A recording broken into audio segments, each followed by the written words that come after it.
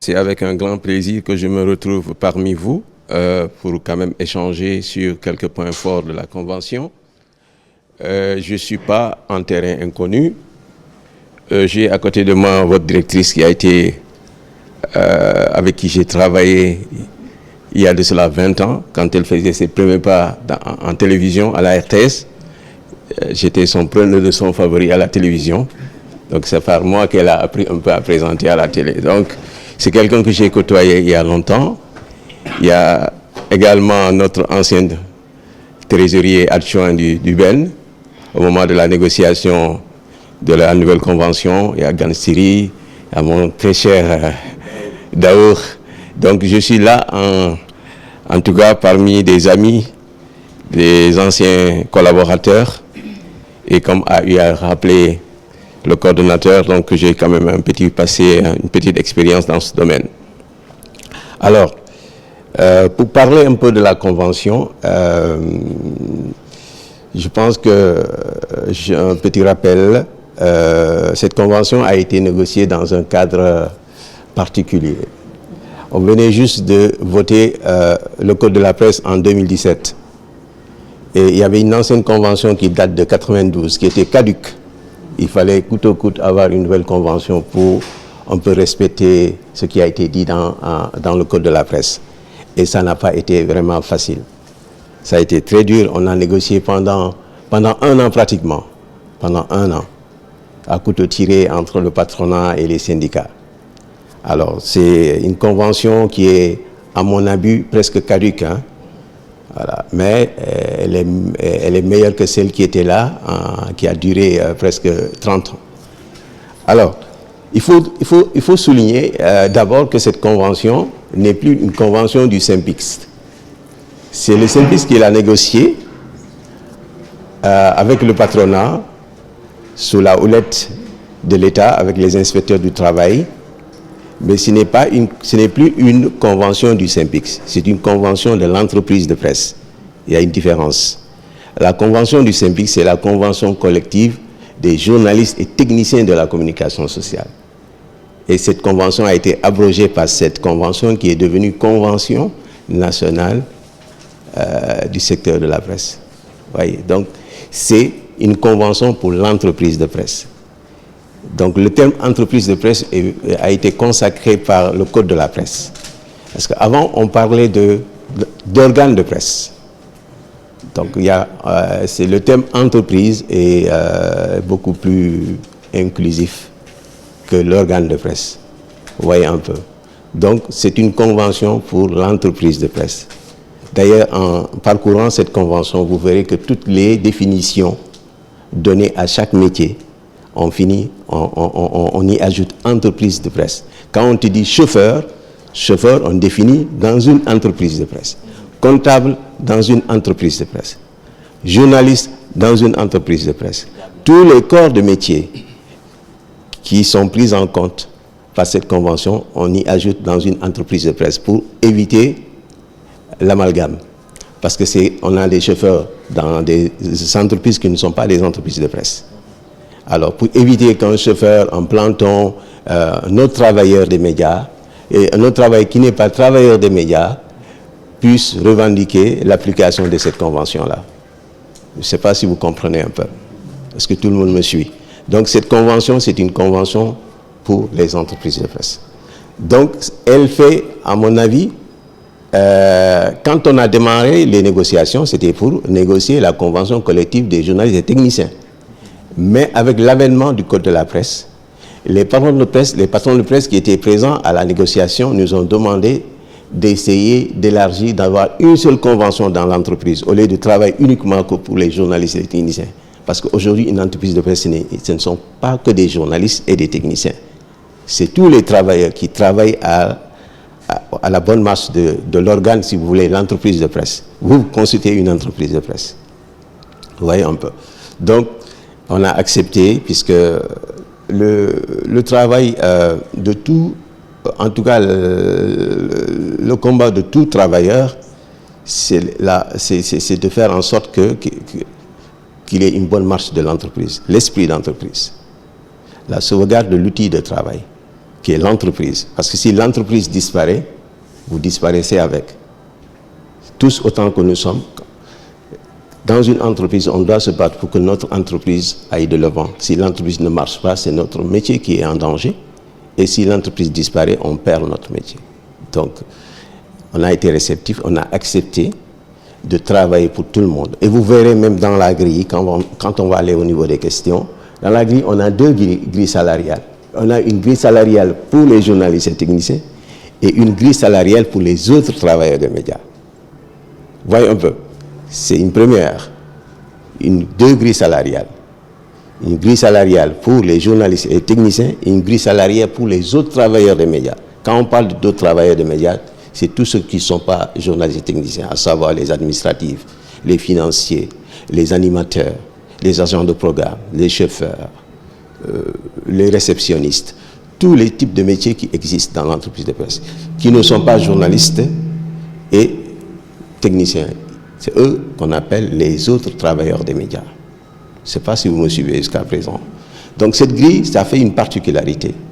Donc ce n'est plus une convention uniquement pour le SYNPICS, c'est une convention pour tout le monde. Mais dans cette convention, on a essayé de régler ce problème-là de grille salariale. Pourquoi cette grille salariale? Le journaliste, en tout cas le reporter, on ne peut pas quantifier son temps de travail. Vous savez, quelqu'un qui travaille, on vous dit vous travaillez 8 heures par jour. Si vous faites plus de 8 heures par jour, vous avez des heures supplémentaires. Un journaliste, on ne peut pas lui demander, on ne peut pas payer des heures supplémentaires pour parce que le journaliste travaille au-delà de ses heures normales de travail. Moi, il m'est arrivé à la RTS, à la télévision, qu'on m'envoie un reportage en tant que journaliste à la primature pour couvrir un conseil interministériel. On nous dit 9 heures, nous on est là-bas à 10 heures, et on est là-bas à 8 heures, et on sort à 23 heures minuit. Vous voyez? Vous savez bien que ce n'est pas l'information qui attend le journaliste. C'est le journaliste qui attend l'information.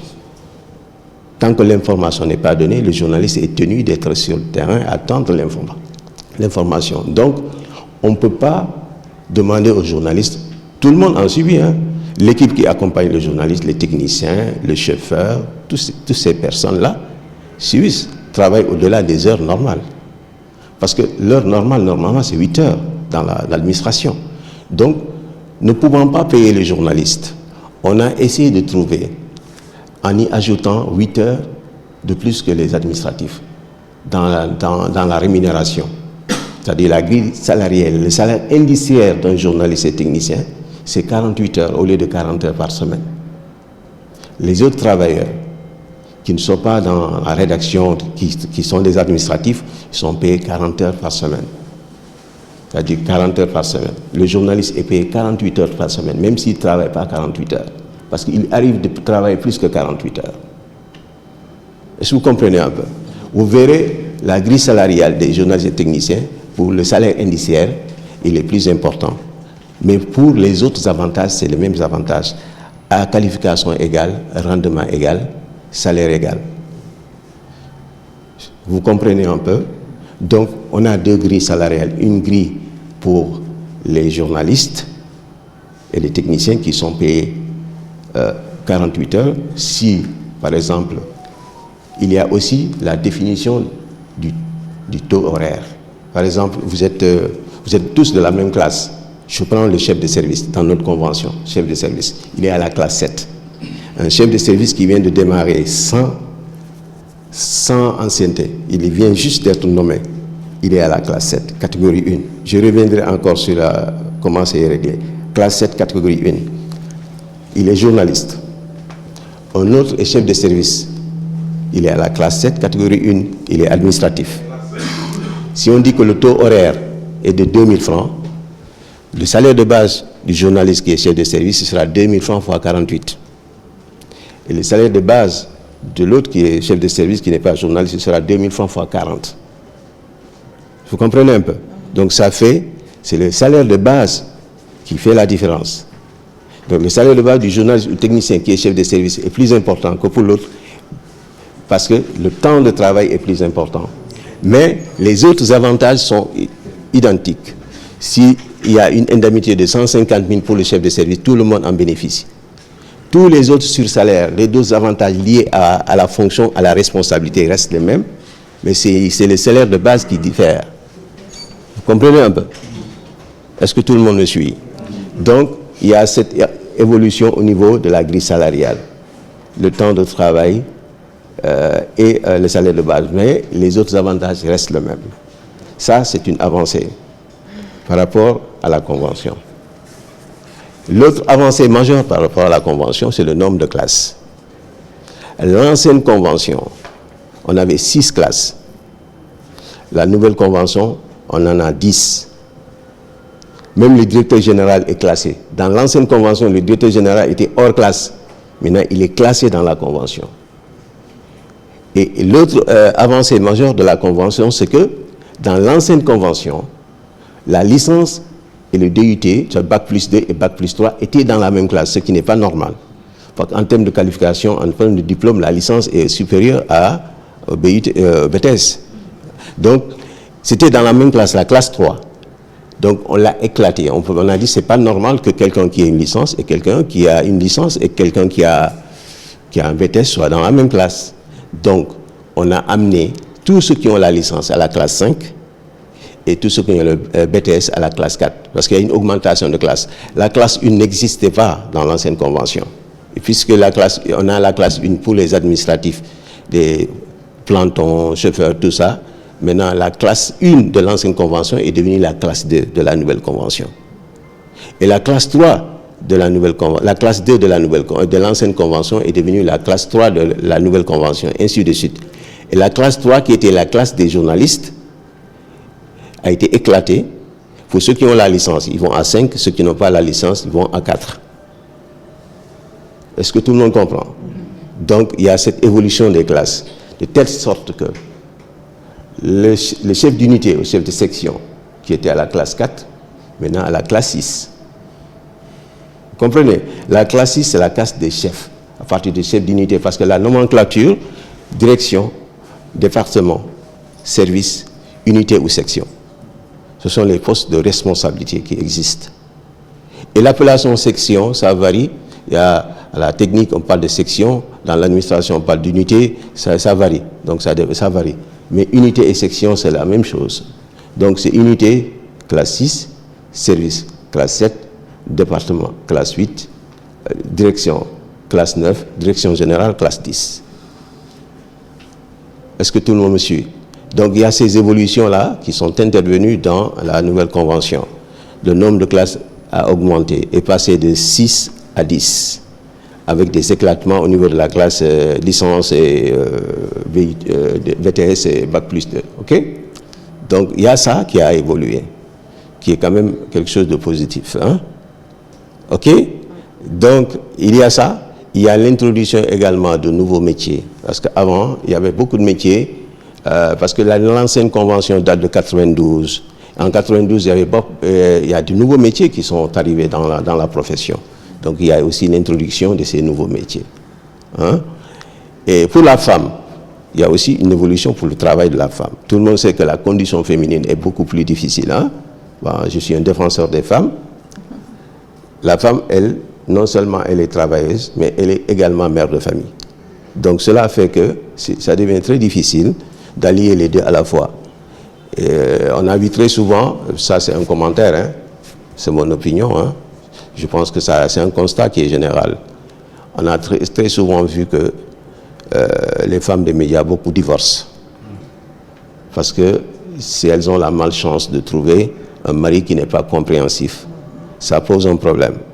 Parce qu'elle ne peut pas allier et son métier de femme au foyer et l'exigence du travail de terrain.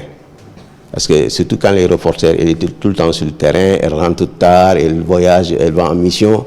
Et vous voyez un peu, c'est compliqué quoi. Et c'est l'entourage même qui vient ternir l'image. Des fois, quand l'homme est compréhensif, c'est l'entourage qui met dans sa tête, oui, ta femme, et ça, et ça, et ça. Vous voyez un peu, c'est pas facile. Et en plus de ça, elle est femme au foyer, donc le premier objectif principal de tout mariage, c'est d'avoir des enfants, n'est-ce pas? À moins qu'il y ait des gens qui se marient sans vouloir avoir des enfants. Mais l'objectif du mariage, c'est d'avoir des enfants. Et les femmes, souvent, elles tombent enceintes. C'est aussi un obstacle par rapport au travail. On a demandé au patronat que dans chaque entreprise de presse, de créer une crèche et des chambres d'allaitement. OK? Créer une crèche, employer des gens pour les femmes qui ont des enfants, qui viennent avec les enfants, qui les laissent dans les crèches, aux heures d'allaitement, que la femme se retire dans une chambre d'allaitement pour allaiter dans la discrétion son enfant. Ça lui éviterait à chaque instant parce qu'il y a des heures d'allaitement pour les femmes, de quitter l'entreprise, d'aller à la maison, allaiter et venir, ou bien au lieu de venir à 8 heures, elle vient à 10 heures parce que je dois allaiter. Tout ça c'est des handicaps, c'est des freins à l'évolution du travail. Donc du coup, elle n'est pas très rentable. Ce qui fait que très souvent, les gens n'ont pas... dans les entreprises de presse, les femmes sont victimes de ces trucs-là, parce qu'on dit que si vous employez beaucoup de femmes, c'est après un moment... Voilà, si elles sont enceintes ou un congé de maternité, ça pose problème, quoi. Donc, pour éviter que la femme, aux heures d'allaitement, qu'elle retourne à la maison, allaiter, revenir, donc c'est un temps perdu. Donc, on a demandé la création de crèches, la création des chambres d'allaitement. Ça, c'est aussi quelque chose qui vient en faveur des femmes qui travaillent. C'est aussi des avantages, hein? Vous voyez un peu. Donc, pour les libertés syndicales aussi, il y a beaucoup d'avancées. Hein. Vous savez, c'est quoi la différence entre délégué du personnel et un syndicaliste? Voilà, délégué du personnel. Il est là pour tout le personnel, pas pour un syndicat. Alors que le responsable syndical, il est là pour son syndicat. Donc, les délégués du personnel sont, entre guillemets, plus importants que les syndicats. Comprenez? Donc, il a au moins 20 heures, mais il peut consacrer ça à l'activité syndicale. Souvent, il y a un clash entre le représentant, le secrétaire général ou le truc syndical et les ventes. Il a quand même des heures qui lui sont consacrées pour s'adonner à cette activité syndicale. C'est aussi une avancée. Il y a tellement d'avancées, on ne peut pas faut pas parler de tout. Hein. Donc, il y a également, nous sommes tous des êtres humains, nous tombons malades de temps en temps, des maladies qui ne sont pas liées à la profession, donc ce qu'on appelle les maladies non professionnelles. Quelqu'un qui a un palu, c'est une maladie non professionnelle. Quelqu'un qui a le diabète ou le cancer, c'est une maladie non professionnelle. Donc, selon la gravité de la maladie,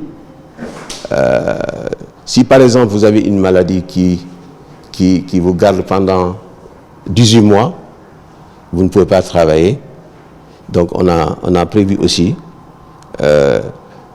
selon la gravité de votre maladie, le nombre de mois que vous devez percevoir un salaire entier, le nombre de mois que vous devez percevoir un demi-salaire et le nombre de mois que vous devez percevoir quart de salaire avant de se séparer de vous.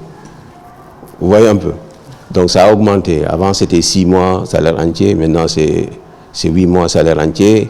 Ensuite, vous avez 4 mois, ainsi de suite. Donc, tout ça, il faut lire la convention. Je mettrai ça en version PDF, je mettrai ça à l'ARAD, et ceux qui veulent vraiment voir, il est bon de voir parce qu'il faut lire la convention.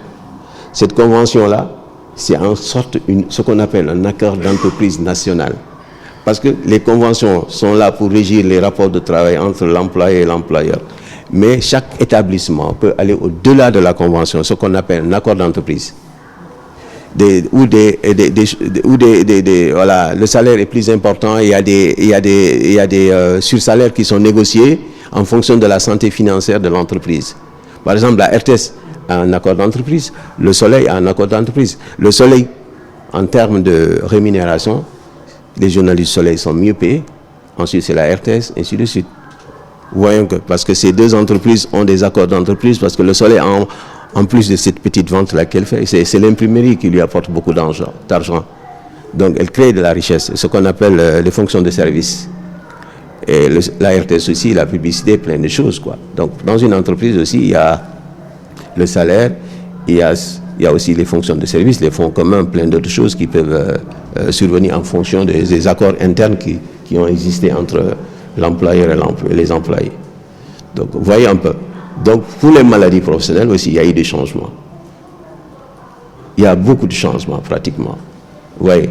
Donc, si vous voyez de façon globale, cette convention, nous avons 9 titres, et dans les titres, nous avons au total 69 articles.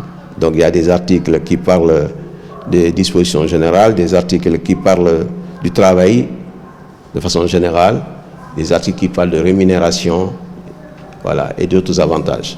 Donc, pratiquement, sur le plan rémunération, il y a eu beaucoup de changements.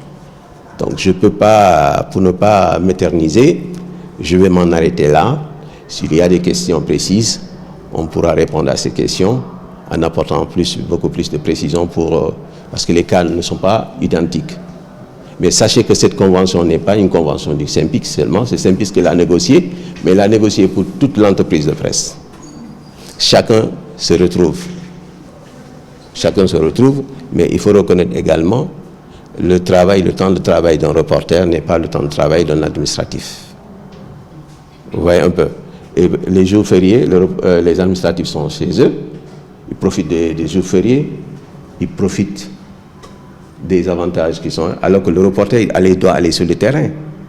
Donc, ce sont des heures supplémentaires, mais qui ne lui sont pas payées directement. Vous voyez un peu. Il y a même dans la convention, on a prévu les heures supplémentaires, hein, mais seulement on a d'abord dit 48 heures. Maintenant, au-delà de la 48e heure, jusqu'à la 54e heure, vous avez 30% de majoration de votre salaire en jour. En nuit, c'est 60%. Donc, il y a beaucoup de choses. Mais pour ne pas... On sait qu'au Sénégal, les entreprises de presse ne sont pas viables. Donc, on ferme les yeux sur beaucoup de choses. On ne peut pas imposer. On ne peut pas demander à une entreprise de presse de payer des heures supplémentaires parce qu'elle-même, elle a du peine à survivre. Donc, il y a beaucoup de choses. Donc, il faut être compréhensible. Le journaliste a ses devoirs, il a ses droits. L'entreprise de presse a ses devoirs et ses droits. Et un travailleur doit aussi penser à la survie de l'entreprise. Vous voyez un peu. Donc, c'est dans ce sens. Il y a tellement d'avantages, énormément d'avantages. Mais même ces avantages-là sont devenus caducs parce que la vie est devenue plus chère, quoi. Vous voyez un peu. Et même les augmentations. Et puis, l'actuelle convention, la grille qui est là, c'est un minimum, hein. Attention, les salaires qui sont là, qui sont fixés là, c'est un minimum. On ne peut pas aller en deçà, mais on peut aller au-dessus. OK. Pour le cas du journaliste, tout simplement, un journaliste diplômé qui a la licence, qui est diplômé, avant son salaire de base, j'ai dit c'était 168 000 francs. C'est salaire de base indiciaire maintenant auquel s'ajoutent les avantages. Mais aujourd'hui, pour un journaliste diplômé, qui vient juste de commencer, son salaire de base est 126 000 francs. Plus maintenant les avantages. Je peux se retrouver avec 300 000, 400 000. Oui, mais avec ça, c'est caduc. Aujourd'hui, la vie est chère. 226 000. 226 000, oui. OK? Et ça, c'est le minimum. Hein? C'est le minimum. Les 226 000, c'est le minimum de salaire de base. Il y a d'ailleurs, les gens ont dépassé ça de loin. Donc, maintenant, celui qui peut le plus peut le moins. Maintenant, partir avec le moins, au moins on est sûr que les gens ont l'essentiel, que de vouloir négocier, payer en deçà de cela, quoi. Ça, c'est un combat syndical. Je ne sais pas si tout le monde me suit. Je ne sais pas, est-ce que j'ai été un peu clair sur des points? S'il y a des points que je n'ai pas abordés, vous pouvez toujours poser des questions, on va y revenir. Merci beaucoup. Peut-être éclairer un tout petit peu l'article 28 oui. Pour les femmes. Pour les femmes, oui. Voilà. Allez, voilà, c'est là. C'est là.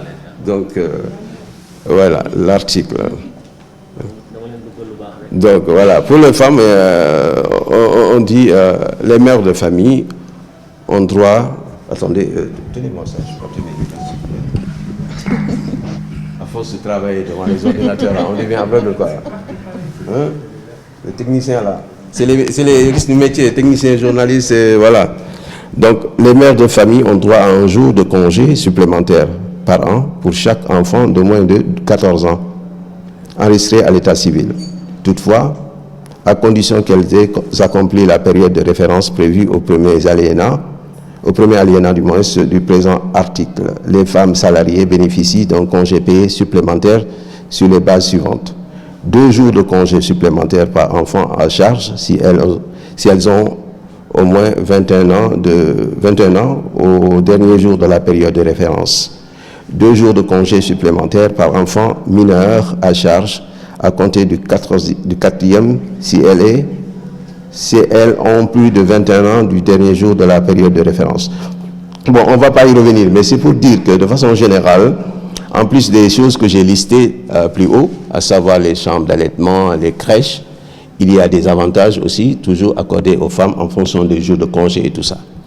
Donc de façon globale, il y a beaucoup d'avancées pour les femmes, puisque voilà, il faut aussi noter que à l'époque, on avait des féministes aussi, voilà, les Diatou Cissé, les Bourissok et autres là, qui étaient des féministes, qui ont tout fait pour que la femme puisse quand même avoir une bonne place, une place de choix dans la Convention, et on s'est battu pour ça. Même si malheureusement, elle n'était pas là au moment de la négociation, parce que Diatou n'était plus secrétaire général, c'était Halilou Ndiaye. Donc c'était nous, avec les l'AHAD et tout ça, qui étions membres du bureau Ben. Mais l'administration étant une continuité, donc c'est un travail qui a démarré en 2011 hein, et qui a abouti en 2018. Donc vraiment presque 7 ans, et on a pris une année entière pour négocier. Donc il y a beaucoup d'avantages, beaucoup d'avantages, chacun en fonction. Et vous avez même les classes. On vous a dit, il y a 10 classes. Les 4 premières classes, la classe 1 à la classe 4, nous avons 9 catégories. Et le changement à l'intérieur, l'évolution à l'intérieur des classes, c'est par catégorie. Donc 9 catégories. Donc pour plafonner à l'intérieur d'une classe, il faut faire 18 ans de service. Donc de la catégorie 1 classe, de la catégorie 1 à la catégorie 9, il faut 18 ans de métier. Et si vous ne faites aucun effort, si vous n'avez pas le temps d'étudier ou d'avoir une promotion, vous allez ramper. Mais si vous avez un diplôme qui est supérieur à celui que vous avez, vous allez directement dans la classe supérieure. Donc les 4 premières classes, nous avons 9 catégories. La 5e classe, vous avez 8 catégories. La 5e classe, c'est la classe des journalistes, de ceux qui ont la licence. Vous avez 8 catégories. La 6e, vous avez 7 catégories. La 6e, c'est la classe des chefs de service. Donc vous avez, pour plafonner là-bas, il faut faire 14 ans. OK? Donc, et vous avez maintenant la classe à partir de la classe des chefs de service, jusqu'à la classe des directeurs généraux, vous avez 5 catégories. Donc c'est 10 ans pour plafonner dans la classe. Est-ce que tout le monde me suit? Donc, on vous nomme tout de suite, vous êtes recruté avec un profil donné. Par exemple, vous avez le bac plus 2, vous êtes à la classe 4. Les 2 premières années, vous êtes dans la catégorie 1. À partir de la 3e année, vous allez à la catégorie 2, jusqu'à la 4e année. La 6e année, vous êtes à la catégorie 3, donc vous allez ramper. 18 ans à l'intérieur d'une catégorie. Tous les 2 ans, vous changez de catégorie. Et le changement de catégorie aussi impacte sur l'évolution du salaire de base. Donc, chaque fois que vous changez de catégorie, c'est 2% de votre salaire de base qui s'ajoute sur le salaire de base antérieur. Vous avez compris? Donc, le changement, tous les 2 ans, votre salaire de base augmente. Maintenant, si entre-temps, vous avez une promotion interne, ce qui fait un peu la particularité de notre convention, et ce que les gens n'ont pas tellement aimé, surtout nous qui sommes à l'université, c'est que la promotion interne permet de sauter une classe. Vous êtes à la classe 3 ou classe 4, vous n'avez que bac plus 2, on vous nomme directeur. Vous allez directement à la classe 9. Dans l'administration, ce n'est pas admis, mais dans notre convention, c'est admis. Vous êtes à la classe 5, classe des licenciés. Vous avez la licence, on vous nomme directeur de là. Vous êtes à la classe 9. Carrément, vous sautez plusieurs classes. C'est pour ça qu'on dit souvent, dans l'entreprise de presse, il faut éviter de faire des promotions par complaisance. Ça va créer des frustrations. Quelqu'un, celui-là est mon ami, je le nomme chef de service alors qu'il n'a pas le niveau qu'il faut. Il va se retrouver dans une classe qui est supérieure à la classe des autres ça crée des frustrations. Vous voyez un peu. Et également, quand vous faites travailler quelqu'un dans une classe, dans un poste qui est supérieur à sa classe, vous devez le régulariser. Ça aussi, c'est des avancées. Hein. Même le remplacement à un poste. Un directeur est malade, vous prenez quelqu'un comme intérim pendant 3 mois et si vous ne le changez pas, il devient directeur, vous le confirmez.